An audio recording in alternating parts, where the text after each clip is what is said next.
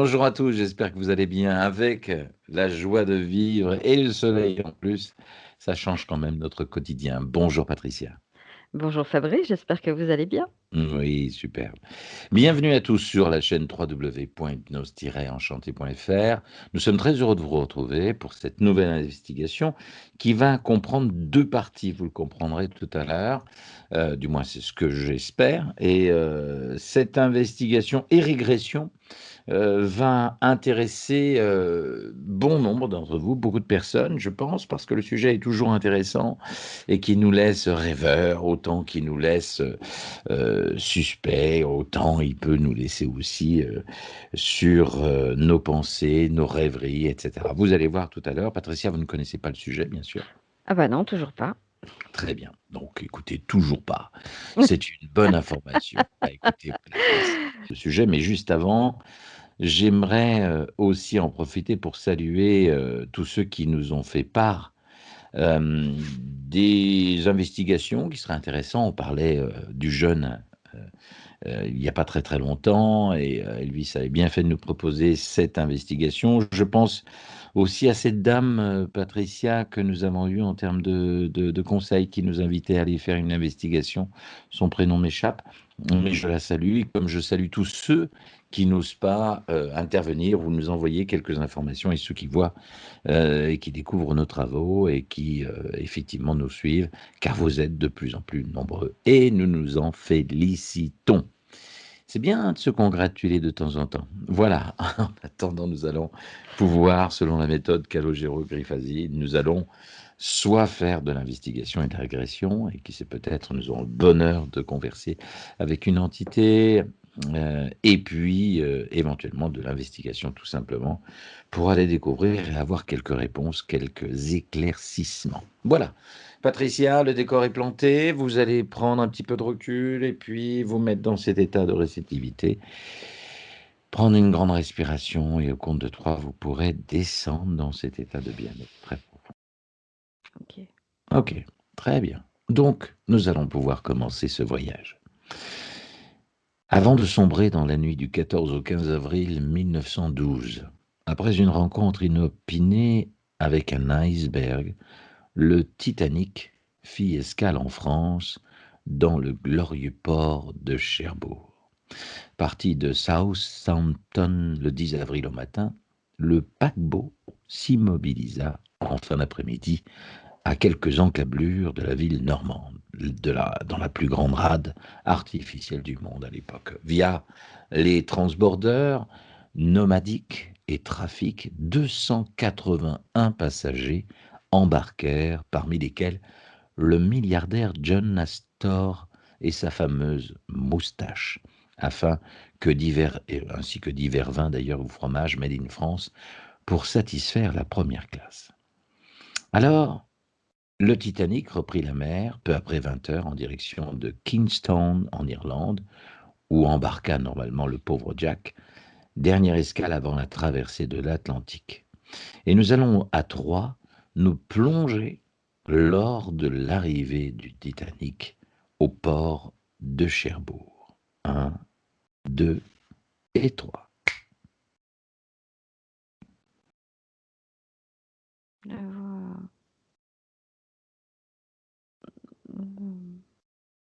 paquebot avec ses cheminées qui approchent, mais je suis loin, je suis très loin. Alors rapprochez-vous. On envoie un message de l'élève Romette Munch, troisième année, qui était à Cherbourg dans sa famille au moment des vacances de Pâques.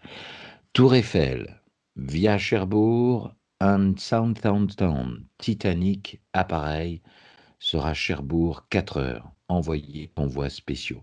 Il arrive, tel était le message que recevaient à Paris les bureaux de la White Star Line.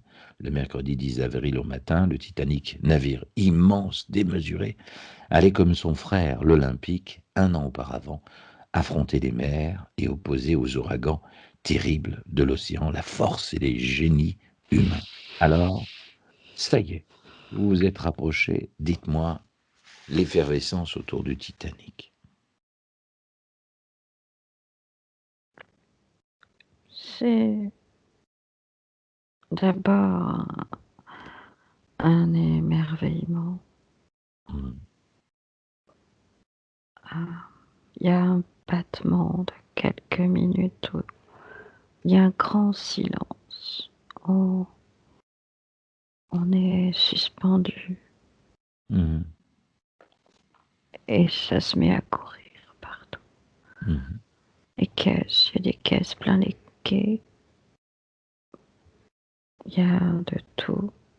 Mhm. Tout se mélange et s'orchestre Et à la personne, seconde près. oui, personne là n'a déjà ce sentiment que il peut se passer quelque chose d'incroyable avec ce bateau, l'immersible. Non, c'est l'excitation de, de la nouveauté, du progrès. Mhm. Et personne ne connaît le destin du bateau. Alors le vent avait forcé dans la journée et les lames commençaient à moutonner, ce qu'on dit au large. À 3 heures, le poste de TCF des Rouges Terres, à 3 kilomètres de la ville, n'avait toujours rien enregistré concernant le Titanic. Quelle était donc la cause de ce retard? Le moteur, un des moteurs avait des signes de faiblesse et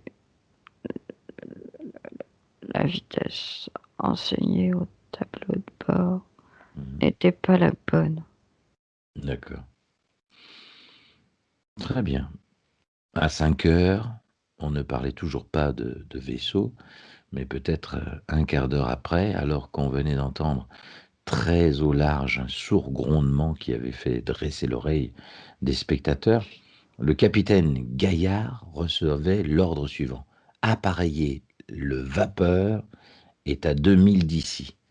Donc ça veut dire que 3 coups de sirène vont être donnés, très puissants d'ailleurs et graves, et l'appareilleur, qu'on appelait le nomadique, part, suivi un quart de mille plutôt par le trafic, et le premier emportant 143 passagers de première et de seconde classe.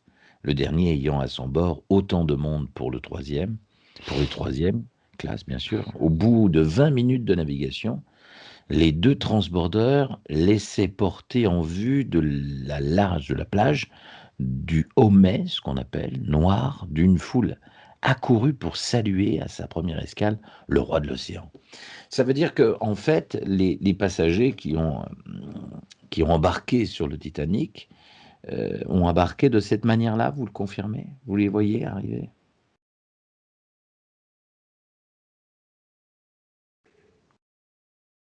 Une partie, oui. Mhm. Pourquoi? Parce Parce qu'il n'a que pas appareillé au port de lui-même, hein, de Cherbourg, puisqu'il était trop imposant. trop haut, il aurait touché. Mhm. Alors, il s'est passé une anecdote au moment de l'appareillage, quand on a sorti la passerelle. Il s'est passé un événement au moment de l'embarquement des passagers. Allez vous connecter à ce moment-là. Un, 2 et 3.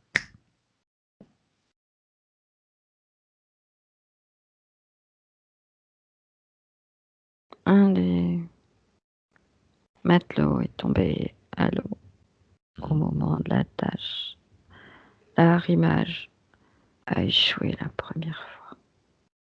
Qu'est-ce qui est devenu la passerelle? C'est à cause de la passerelle, qu'est-ce qui s'est passé? Elle a été mal accrochée. Elle est Mhm. tombée dans l'eau avec le matelot. Mhm. D'accord. On n'est toujours pas à bord du Titanic. Comment sont les gens qui vont embarquer sur le Titanic? Quelle est l'humeur? Joyeuse, Mhm. excitée. Et certains sont paniqués à l'idée de traverser l'océan Mhm. et la majorité est joyeuse. D'accord.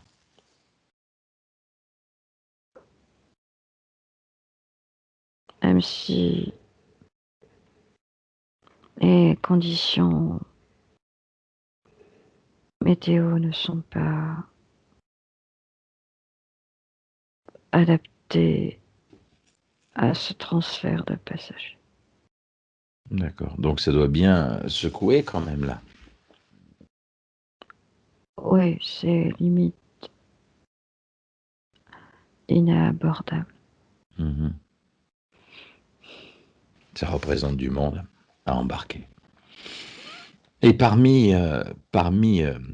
les passagers qui vont embarquer, il y a ce fameux personnage, le colonel John Jacob Astor IV, qui est né le 13 juillet 1864, qui est un homme d'affaires, bien évidemment, mais qui est inventeur et écrivain. Et à trois, on va essayer, par votre intermédiaire, de voir où il se trouve et comment il est aux côtés de son épouse, sa nouvelle épouse, à trois. Un, deux et trois. Il est sur ce fameux bateau qui va permettre embarquer sur le Titanic. Vous le percevez? Non. Non. Ok. C'est un homme avec une moustache imposante. Oui, Vous le voyez? oui. Très riche. Comment il est? Dans quelles conditions il aborde l'embarquement? Avec un gros manteau en astrakhan noir. Mhm. Avec des gants en cuir. Mhm. Serein. D'accord. Alors, John Jacob Astor, 4, va embarquer parce en fait, on se pose la question pourquoi il embarque à Cherbourg. Il va embarquer parce que, suite à un scandale, il divorce de sa première épouse et, euh, et il va embarquer parce qu'il y a des rumeurs qui traînent. Et il s'est marié avec une jeune fille de 17 ans. Elle s'appelle Madeleine Force. Vous la percevez à côté de vous?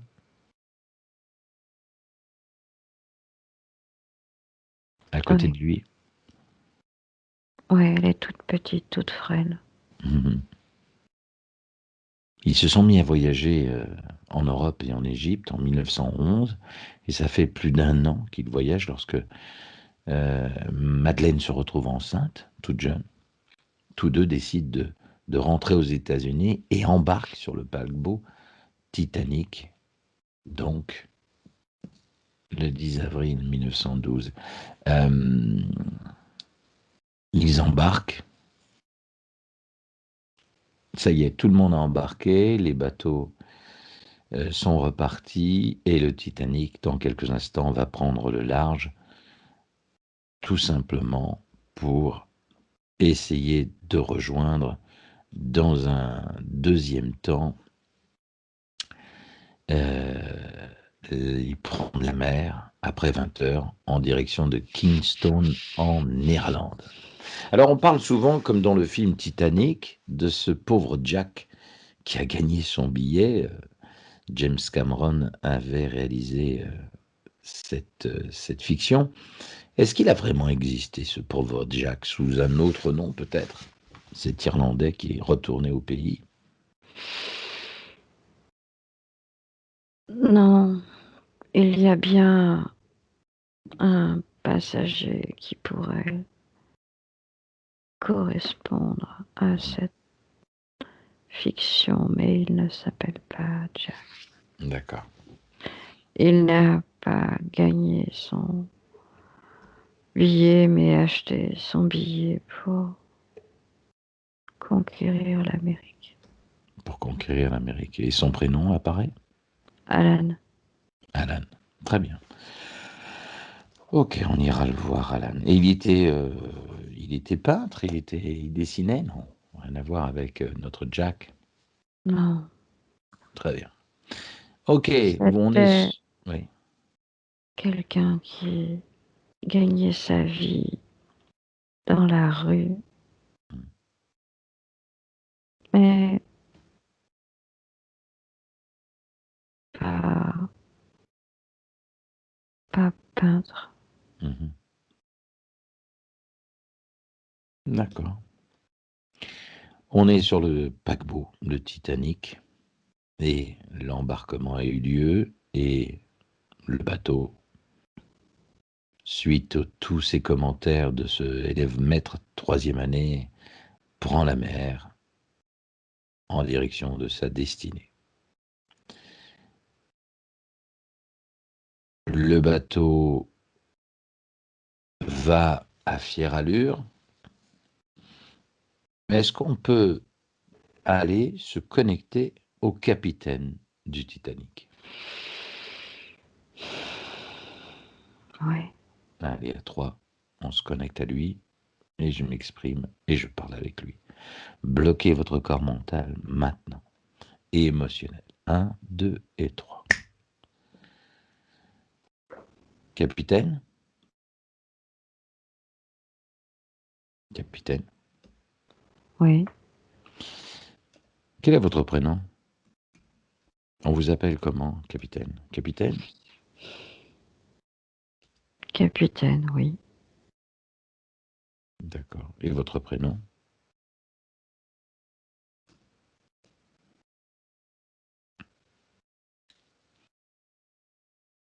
Il ne me vient pas. Mhm. Edward John Smith.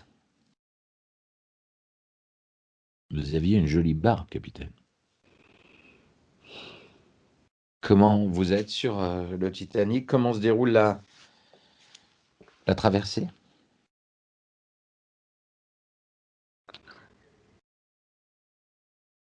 Plutôt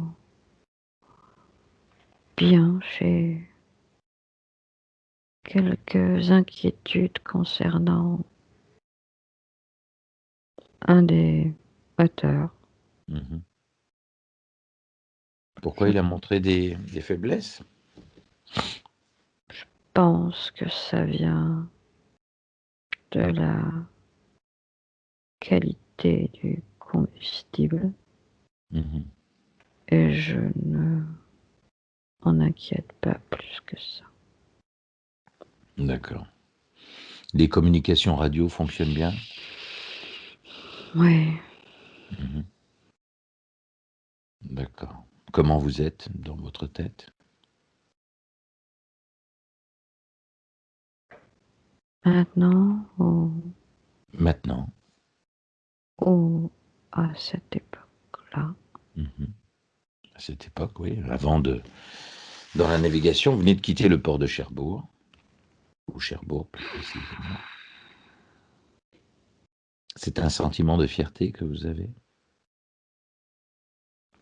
oui, Pourquoi on vous a choisi, vous, capitaine? pour l'expérience et le calme. Mhm. Est-ce que vous êtes quelqu'un de prétentieux au point de vouloir dépasser la traversée en un temps record? Non, Qui a, qui pousse, qui va pousser un petit peu le Titanic à dépasser ses limites? la compagnie en elle-même, Mhm. l'obligation de résultat Mhm. et, et l'envie aussi d'arriver avant l'heure. Mhm.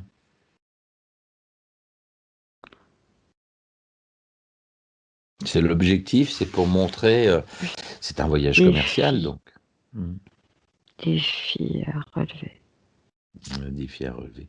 Alors, l'histoire dira que si le Titanic euh, a coulé, c'est à cause de vous, de vouloir aller très très vite, trop vite. Vous aviez envie d'aller vite, plus vite. Non, Mhm. c'est suite à un message reçu au, dans lequel on me Mhm. demandait d'arriver plus tôt Mhm. pour surprendre la presse. Mhm. Vous avez combien de passagers à bord?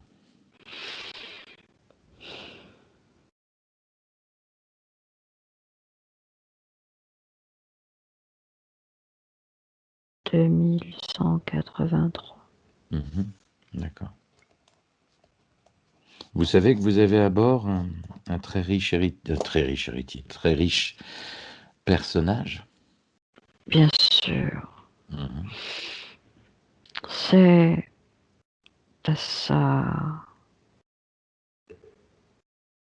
demande indirecte que on a accéléré Ah, les d'accord. choses. Mhm. Et comment vous expliquez, vous, de votre stade et votre statut de capitaine, ces différences de classe, première, deuxième, troisième? On faisait promener les chiens sur les ponts de la troisième classe, uriner les chiens, etc. Vous le viviez comment, ça? C'était surtout un bateau à rentabilité. Hmm. Il avait dépassé les financements. Mhm. Il fallait tout rentabiliser pour offrir le meilleur aux premières classes. Mhm. Vous êtes dans votre cabine et l'équipage de veille n'a pas vu un iceberg à cause d'une illusion optique, dit-on. Un mirage supérieur, le 15 avril 1912, alors que vous faites route vers l'Amérique, le Titanic heurte un iceberg au large de Terre-Neuve et va couler quelques heures plus tard, vers 2 heures du matin. 1500 personnes vont périr. Vous êtes juste avant qu'on vous annonce qu'un iceberg a percuté le Titanic. Vous êtes où exactement? Dans votre cabine? Ou vous êtes sur le pont? J'étais dans un salon et Mhm. je n'ai pas vu ni entendu Mhm. les messages qui parlaient d'iceberg. Donc c'est pas un problème finalement d'avoir mis la pression sur les moteurs ou d'avoir voulu aller plus vite. C'est quoi? C'est à qui revient la faute en fait? C'est l'équipage de veille qui n'a pas fait son boulot? C'est quoi? Est-ce Ils que si on n'ont, avait été moins vite, on aurait pu diriger le Titanic plus rapidement ou différemment? Ou prévoir? Ou éviter? Mais ça n'enlève pas que l'équipage de veille, n'ayant pas vu l'iceberg arriver à cause de cette illusion d'optique, ce mirage, est-ce que c'était inévitable? si le moteur, si tous les moteurs avaient fonctionné correctement, Mhm. nous aurions pu éviter et aurions été endommagés de toute manière. le destin s'est chargé du reste. Mhm. Qu'est-ce qui se passe à partir de ce moment-là? On signale que le bateau a été percuté. Par quel flanc, droit ou gauche? Les deux côtés ont été endommagés, mais surtout le droit. Mhm. Comment est le ciel? Étoilé? La nuit fraîche, j'imagine? Il fait très froid Mhm. et il y a un silence mortel qui Mhm. s'abat sur le bateau avant une effervescence incontrôlable. Mhm. Je sais déjà que beaucoup vont mourir. Mhm. C'est inévitable. Et là, vous imaginez un instant que le Titanic, quand on vous dit que le bateau va sombrer, vous pensez que c'est imaginable ou inimaginable? Qu'est-ce que vous ressentez?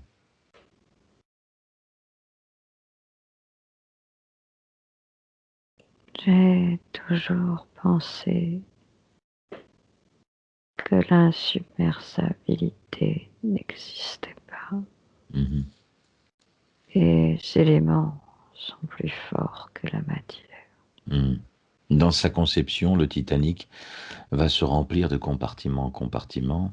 Est-ce que, comme il était construit, est-ce que l'impact de l'iceberg, là où il a eu lieu, a eu véritablement une incidence? Si on avait réussi à bloquer des compartiments, le bateau n'aurait pas sombré, du moins, il aurait pu être secouru. Il y Racontez-moi. avait... Qu'est-ce que vous voulez que je vous raconte? C'est pas me raconter, c'est à partir du moment où l'iceberg a ouvert certains compartiments, comment ça se passe? Il a heurté le premier, le deuxième, comment ça s'est passé?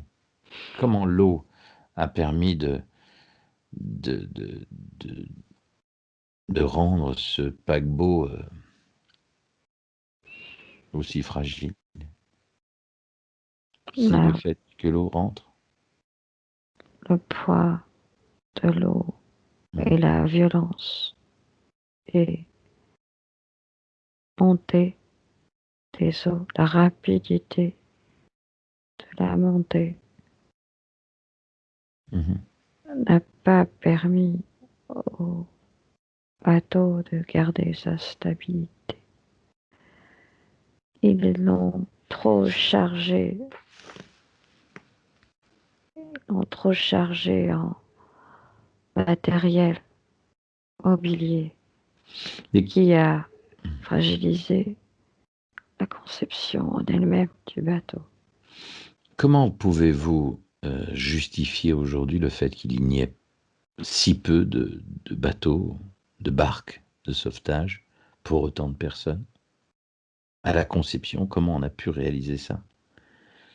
En sachant qu'il y avait si peu de barques pour autant de personnes embarquées. Parce qu'ils ont trop chargé en,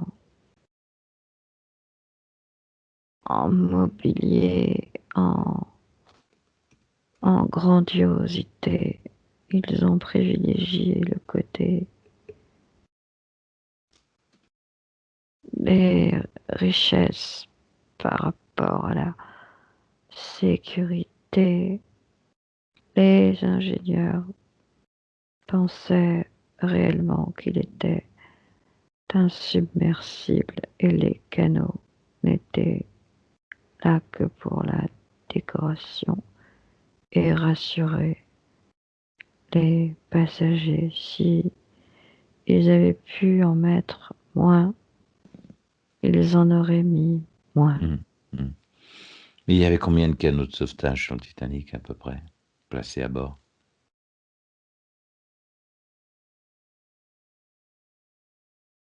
48. Mmh. Le Titanic disposait de 20 canots, dont 16 en bois et 4 pliables exactement. Il y en avait plus que ça, Mmh. sauf que certains n'ont pas pu être utilisés D'accord. parce que pas accessibles. Mmh. Le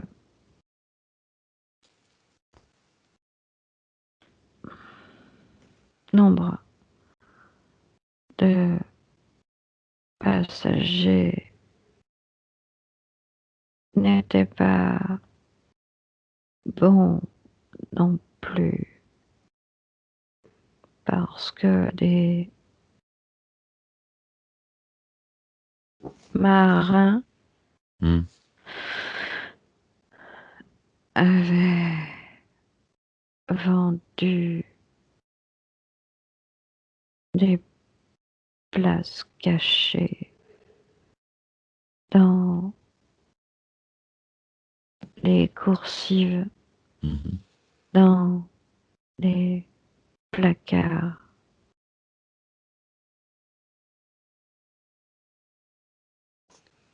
Et ils ne font pas partie des victimes parce qu'ils n'ont pas été recensés. Mmh. Très bien, nous allons marquer une pause dans le cadre de cette investigation, une pause pour pouvoir nous retrouver la semaine prochaine pour la suite de cette investigation à la découverte effectivement de cet événement du Titanic le 15 avril 1912. Bonne semaine et je vous dis rendez-vous la semaine prochaine.